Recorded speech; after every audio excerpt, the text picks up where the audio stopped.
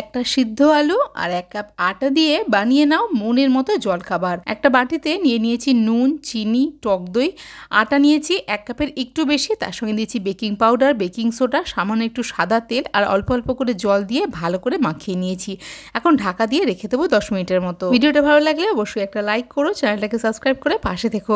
10 minute বাদে আটাটাকে আরেকটু ভালো করে মেখে নিয়ে লেচি কেটে নিয়েছি। একটা আলুকে ভালো করে গ্রেট করে নিয়ে তার মধ্যে দিয়ে দিয়েছি কাঁচা লঙ্কা কুচি, পেঁয়াজ কুচি, তার সঙ্গে দিয়েছি ধনেপাতা আর দিয়েছি গুঁড়ো মশলাটা, মানে যেমন ধনে গুঁড়ো, জিরে গুঁড়ো আর লাল লঙ্কার গুঁড়ো। পরিমাণ মতো নুন দিয়ে আলুটাকে ভালো করে মেখে নিয়েছি। এদিকে প্রত্যেকটা লেচির মাঝখানে আলুর পুরটা দিয়ে সবকটা লেচিকে রেডি করে নিয়েছি। এত টেস্টি হয় এই রেসিপিটা, শুধু খেতেও দারুণ লাগে। অল্প তেল দিয়ে হালকা হাতে বেলে নিয়েছি।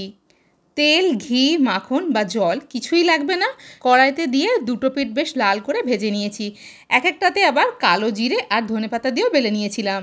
গ্যাস কমিয়ে কিছুক্ষণ ভেজে নিয়ে এরকম লাল লাল করে সেঁকে নিয়েছি। ওপরে একটু মাখন লাগিয়ে দিয়েছিলাম যাতে খেতে আরও সুন্দর লাগে। যে কোনো স্পেশাল দিনে তোমরা এভাবে বানিয়ে দেখতে পারো।